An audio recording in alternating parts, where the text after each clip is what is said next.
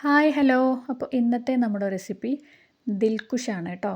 കടകളിൽ നിന്നൊക്കെ വാങ്ങാൻ കിട്ടുന്നത് പോലെ ഇന്ന് ഞാൻ പറയുന്നില്ല. അതിനേക്കാളും ടേസ്റ്റിൽ വീട്ടിലെങ്ങനെ തയ്യാറാക്കാം എന്നുള്ളതാണ് ഇന്ന് കാണിക്കുന്നത്. ഓവൻ്റെയോ ബീറ്ററിൻ്റെയോ ഒന്നും ആവശ്യമില്ലാതെ വളരെ എളുപ്പത്തിൽ വീട്ടിലെങ്ങനെ തയ്യാറാക്കാമെന്ന് നോക്കാം. അതിനായിട്ട് ഒരു ബൗളിലേക്ക് 1/2 കപ്പും പിന്നെ 2 ടേബിൾ സ്പൂൺ തിളച്ച പാലാണ് കേട്ടോ ഒഴിച്ച് കൊടുക്കുന്നത്. ഇനി അതിലേക്ക് ഒരു 5 ടേബിൾ സ്പൂൺ പഞ്ചസാര കൂടി ചേർത്ത് കൊടുക്കണം.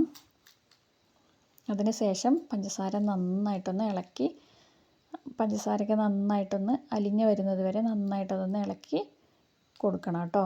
ആ പഞ്ചസാരയൊക്കെ നന്നായിട്ടൊന്ന് അലിഞ്ഞ് വരുന്ന സമയം കൊണ്ട് തന്നെ പാലൊക്കെ ഒന്ന് ചൂടാറിയിട്ടുണ്ടാവും.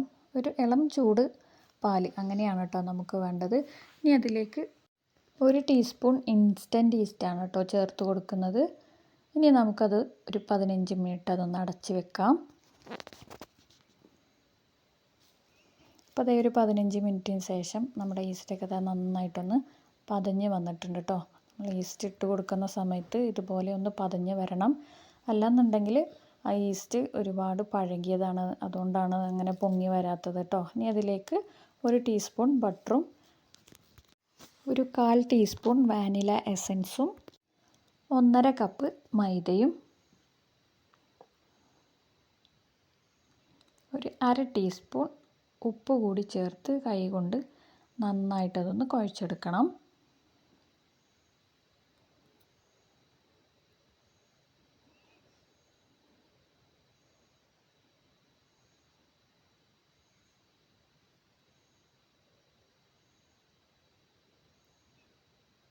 അപ്പോൾ ഇത് കുഴച്ചെടുക്കുന്ന സമയത്ത് നമ്മുടെ കയ്യിൽ ഒട്ടിപ്പിടിക്കുന്നത് പോലെയൊക്കെ ഉണ്ടാവും.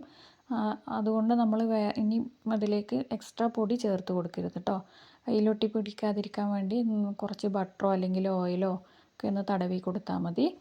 അങ്ങനെ ഒന്ന് കുഴച്ചെടുത്തതിന് ശേഷം കൗണ്ടർ ടോപ്പിൻ്റെ മുകളിലേക്ക് വെച്ച് കൊടുത്ത് ഇതുപോലെ നന്നായിട്ട് തേച്ച് വേണം കേട്ടോ നമ്മളിതൊന്ന് കുഴച്ചെടുക്കാനായിട്ട്. ഒരു 10-15 മിനിറ്റ് ഇതുപോലെ ഒന്ന് കുഴച്ചെടുക്കുന്ന സമയത്ത് നന്നായിട്ടൊന്ന് സോഫ്റ്റായിട്ട് കിട്ടും കേട്ടോ.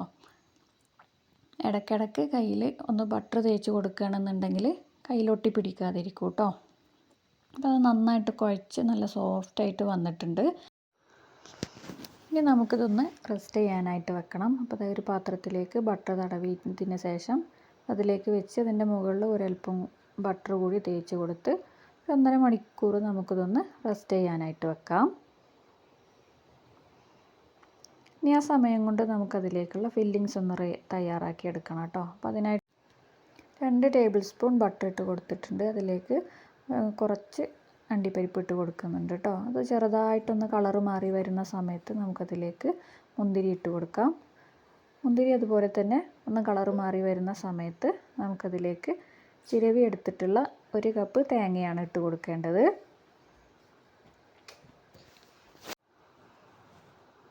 ഇനി അത് നന്നായിട്ടൊന്ന് ഇളക്കി മിക്സ് ചെയ്ത് കൊടുക്കാം. ഇനി ഇതിലേക്ക് 1/4 കപ്പ് പഞ്ചസാര കൂടി ചേർത്ത് കൊടുക്കുന്നുണ്ട്. ഒരല്പം ഉപ്പ് കൂടി ചേർത്ത് കൊടുക്കുന്നുണ്ട് കേട്ടോ. ഇതെല്ലാം കൂടെ നന്നായിട്ടൊന്ന് മിക്സ് ചെയ്ത് നമ്മുടെ പഞ്ചസാരയൊക്കെ നന്നായിട്ടൊന്ന് മെൽറ്റായി വരണം. അതുവരെ ഇതൊന്ന് മിക്സ് ചെയ്ത് കൊടുക്കുന്നുണ്ട്. ഇതിലേക്ക് ഒരല്പം ടൂട്ടി ഫ്രൂട്ടി കൂടി ചേർത്ത് കൊടുക്കുന്നുണ്ട് കേട്ടോ.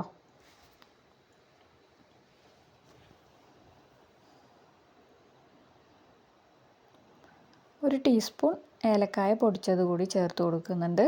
ഇതെല്ലാം കൂടെ നന്നായിട്ടൊന്ന് മിക്സ് ചെയ്ത് കൊടുക്കുന്നുണ്ട്.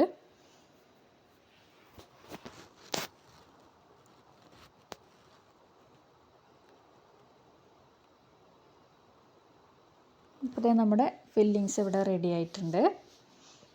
ഇനി നമുക്ക് ആ ഫ്ലെയിം ഒന്ന് ഓഫ് ചെയ്ത് കൊടുക്കാം. അപ്പോൾ 1.5 മണിക്കൂറിന് ശേഷം നമ്മുടെ മാവൊക്കെ നന്നായിട്ടൊന്ന് പൊങ്ങി വന്നിട്ടുണ്ട് കേട്ടോ. അതിനി ഒന്നുകൂടി കൗണ്ടർ ടോപ്പിൻ്റെ മുകളിലേക്ക് വെച്ച് കൊടുത്ത് ഒന്നുകൂടി ഒന്ന് കുഴച്ചെടുക്കുന്നുണ്ട്. ഒരു 1-2 മിനിറ്റ് അത്രയും മതി. അതിന് ശേഷം നമുക്കിത് രണ്ടായിട്ടൊന്ന് കട്ട് ചെയ്യണം. ഒരു പോർഷൻ കുറച്ച് വലുതും ഒരു പോർഷൻ കുറച്ച് ചെറുതും. ഒരുപാട് വ്യത്യാസമൊന്നും വേണ്ട, ചെറിയ വ്യത്യാസത്തോടെ ഒന്ന് കട്ട് ചെയ്തെടുക്കണം കേട്ടോ. അപ്പോൾ ഇതുപോലെ അപ്പോൾ അതായത് നമ്മുടെ ടിന്നിലൊക്കെ ഒന്ന് ബട്ടർ തേച്ച് കൊടുക്കുന്നുണ്ട്. ഇതിന് ബേക്കിംഗ് ട്രേ തന്നെ വേണം അങ്ങനെയൊന്നുമില്ല കേട്ടോ, നമ്മുടെ വീട്ടിലുള്ള സ്റ്റീൽ പാത്രം വെച്ചും ചെയ്യാം. ഇനി നമ്മൾ ചെയ്യുന്നത്, നമ്മൾ നേരത്തെ കട്ട് ചെയ്ത് വെച്ചിട്ടുള്ള വലിയ പോർഷൻ ഉണ്ടല്ലോ, അതിലേക്ക് വെച്ച് കൊടുത്ത് ഇതുപോലെ നന്നായിട്ടൊന്ന് പ്രസ് ചെയ്ത് കൊടുക്കുക. ഇനി പാത്രത്തിൻ്റെ എല്ലാ ഭാഗത്തേക്കും വരുന്ന പോലെ ഇതുപോലെ നന്നായിട്ടൊന്ന് പ്രസ് ചെയ്ത് കൊടുക്കണം. ആ സൈഡിലേക്ക് ചെറുതായിട്ടൊന്ന് കയറ്റി വെച്ച് കൊടുക്കണം കേട്ടോ. ഇനി നമ്മൾ നേരത്തെ തയ്യാറാക്കി വെച്ചിട്ടുള്ള ഫില്ലിങ്സ് അതിലേക്ക് ഇട്ട് കൊടുക്കുകയാണ് ചെയ്യുന്നത്. ചൂടാറിയതിന് ശേഷം വേണം നമ്മളിതിലേക്ക് ഇട്ട് കൊടുക്കാനായിട്ട് കേട്ടോ. അത് എല്ലാ ഭാഗത്തേക്കും വരുന്ന പോലെ വേണം നമ്മൾ വെച്ച് കൊടുക്കാനായിട്ട്. സൈഡിലേക്കൊക്കെ എത്തുന്ന രീതിയിൽ വേണം കേട്ടോ നമ്മളിത് ഇട്ട് കൊടുക്കാനായിട്ട്.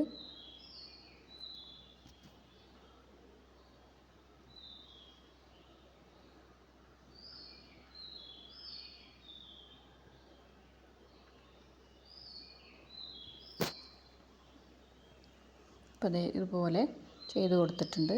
ഇനി നമ്മൾ ചെയ്യുന്നത് ബാക്കിയുള്ള പോർഷൻ ഉണ്ടല്ലോ, ഇതുപോലെ കൗണ്ടർ ടോപ്പിൻ്റെ മുകളിൽ വെച്ച് ഇതുപോലെ ഒന്ന് പ്രസ് ചെയ്ത് കൊടുക്കുകയാണ് കേട്ടോ ചെയ്യുന്നത്.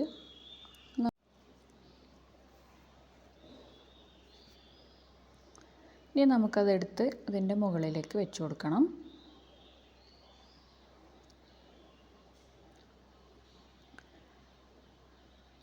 ഞാൻ സൈഡിലൂടെ അങ്ങോട്ട് ഉള്ളിലേക്ക് പ്രസ് ചെയ്ത് കൊടുത്താൽ മതി. എല്ലാ ഭാഗവും നന്നായിട്ട് ഒട്ടിപ്പിടിക്കുന്ന രീതിയിൽ വേണം നമ്മളത് സൈഡൊക്കെ ഒന്ന് പ്രസ് ചെയ്ത് കൊടുക്കാനായിട്ട് കേട്ടോ.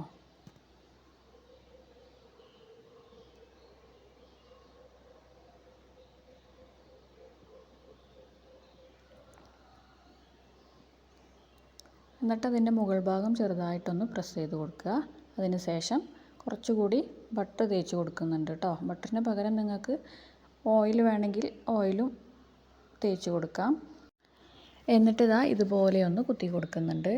ഞാനിവിടെ എടുത്തിട്ടുള്ളത് ടൂത്ത് പിക്കാണ്. അത് വെച്ച് ഇതുപോലെ ഒന്ന് കുത്തി കൊടുക്കുകയാണെന്നുണ്ടെങ്കിൽ അതിനകത്തുള്ള എയറൊക്കെ ഒന്ന് പോവും.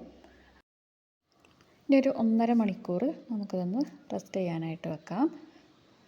ഇനി ഒരു പാത്രത്തിലേക്ക് 2 ടേബിൾ സ്പൂൺ പാലെടുത്തിട്ടുണ്ട്. അതിലേക്ക് കുറച്ച് പഞ്ചസാര കൂടിയിട്ട് നന്നായിട്ടതൊന്ന് മിക്സ് ചെയ്ത് മാറ്റി വെക്കുന്നുണ്ട് കേട്ടോ. അപ്പോഴേക്കും നമ്മുടെ മാവൊക്കെ നന്നായിട്ട് ഒന്നുകൂടെ ഒന്ന് പൊങ്ങി വന്നിട്ടുണ്ട്. ഇനി നമുക്ക് ഈ പാലിൻ്റെ മിക്സ് ഉണ്ടല്ലോ, അതിൻ്റെ മുകളിലേക്കൊന്ന് തേച്ച് കൊടുക്കാം കേട്ടോ. ഈ പാല് തേച്ച് കൊടുക്കുന്നതിന് പകരം മുട്ട വേണമെങ്കിൽ അങ്ങനെ തേച്ച് കൊടുക്കാം. ഇങ്ങനെ ചെയ്ത് കഴിഞ്ഞാൽ ഇതിൻ്റെ മുകൾ ഭാഗമൊക്കെ നല്ലൊരു കളറായിരിക്കും. നമ്മൾ കടകളിൽ നിന്നൊക്കെ വാങ്ങുന്ന സമയത്ത് കണ്ടിട്ടില്ലേ, അതുപോലെ ആയി കിട്ടാൻ വേണ്ടിയിട്ടാണ് കേട്ടോ. ഇനി അതിൻ്റെ മുകളിലേക്ക് കുറച്ച് വെളുത്ത എള്ള് കൂടി ഇട്ട് കൊടുക്കുന്നുണ്ട്. അപ്പോൾ നമ്മുടെ ഓവൻ സെറ്റപ്പ് ഇവിടെ റെഡിയാക്കിയിട്ടുണ്ട്. ഞാനൊരു പാത്രത്തിലേക്ക് ഇതുപോലെ റിങ് ഇറക്കി വെച്ച് ഒരു 10-15 മിനിറ്റ് ഒന്ന് ചൂടാക്കി എടുത്തിട്ടുണ്ടായിരുന്നു കേട്ടോ. അതിന് ശേഷമാണ് നമ്മളിതിലേക്ക് ഇത് ഇറക്കി വെച്ച് കൊടുക്കുന്നത്. ഇനി നമുക്കിതൊന്ന് അടച്ച് വെച്ച് ബേക്ക് ചെയ്തെടുക്കണം. ഒരു 20 മിനിറ്റ് അത്രയും സമയം മതിയാവും. അപ്പോൾ ഒരു 20 മിനിറ്റിന് ശേഷം നമ്മുടെ ബണ്ണൊക്കെ നന്നായിട്ട് വെന്ത് പൊങ്ങി വന്നിട്ടുണ്ട്. ഇനി അതൊന്ന് പുറത്തേക്ക് എടുത്തതിന് ശേഷം അതിൻ്റെ മുകളിലേക്ക് കുറച്ചുകൂടി ബട്ടർ ഒന്ന് തേച്ച് കൊടുത്തതിന് ശേഷം ഇത് നമുക്ക് അതിൻ്റെ മുകൾ ഭാഗം അടിയിലേക്കാകുന്ന രീതിയിൽ വെച്ച് കൊടുത്ത് അതിൻ്റെ കളറൊക്കെ ഒന്ന് മാറി കിട്ടാൻ വേണ്ടിയിട്ടാണ് അങ്ങനെ ചെയ്യുന്നത്. അങ്ങനെയൊന്ന് ചെയ്തെടുത്തിട്ടുണ്ട് കേട്ടോ. ഒരു 10 മിനിറ്റിന് ശേഷം നമ്മുടെ ദിൽക്കുഷൊക്കെ ഇതുപോലെ ആയി വന്നിട്ടുണ്ട്. ഇനി ഇതിൽ ചൂടൊക്കെ ഒന്ന് പോകുന്നത് വരെ ഒരു കോട്ടൺ തുണിയിൽ നന്നായിട്ട് അതൊന്ന് പൊതിഞ്ഞ് കെട്ടി വെക്കാം കേട്ടോ. അതിന് ശേഷം കട്ട് ചെയ്തെടുത്തിട്ടുണ്ട്. നല്ല സോഫ്റ്റായിട്ട് നല്ല ടേസ്റ്റിലാണ് കേട്ടോ ഉണ്ടായിരുന്നത്. നമ്മൾ കടകളിൽ നിന്നൊന്നും വാങ്ങി കഴിക്കുന്നത് പോലെയൊന്നുമല്ല, നല്ല ടേസ്റ്റാണ്. ബട്ടർ ചേർത്ത് കൊടുത്തതുകൊണ്ട് തന്നെ അതിൻ്റെ ഒരു സ്മെല്ലും ടേസ്റ്റും ഒക്കെ വേറെ തന്നെയായിരുന്നു കേട്ടോ. അപ്പോൾ എല്ലാവരും വീട്ടിലൊന്ന് ഉണ്ടാക്കി നോക്കുക. ഉണ്ടാക്കി നോക്കിയിട്ട് നിങ്ങളുടെ അഭിപ്രായങ്ങളൊക്കെ അറിയിക്കുക. അപ്പോൾ നമ്മുടെ ചാനൽ ആരെങ്കിലുമൊക്കെ സബ്സ്ക്രൈബ് ചെയ്യാതെ കാണുന്നവരുണ്ടെങ്കിൽ ഒന്ന് സബ്സ്ക്രൈബ് ചെയ്യുക. എൻ്റെ വീഡിയോ ഇഷ്ടപ്പെടുന്നുണ്ടെങ്കിൽ നിങ്ങളുടെ ഫ്രണ്ട്സിനും ഫാമിലിക്കൊക്കെ ഒന്ന് ഷെയർ ചെയ്ത് കൊടുക്കാനായിട്ട് മറന്നു പോകരുത് കേട്ടോ. എന്തായാലും ഇതൊന്നും ഉണ്ടാക്കി നോക്കണം കേട്ടോ. തീർച്ചയായിട്ടും നിങ്ങൾക്ക് ഇഷ്ടപ്പെടും. ഉണ്ടാക്കിയതിന് ശേഷം നിങ്ങളുടെ അഭിപ്രായങ്ങളൊക്കെ അറിയിക്കാനായിട്ട് മറന്നു പോകരുത്.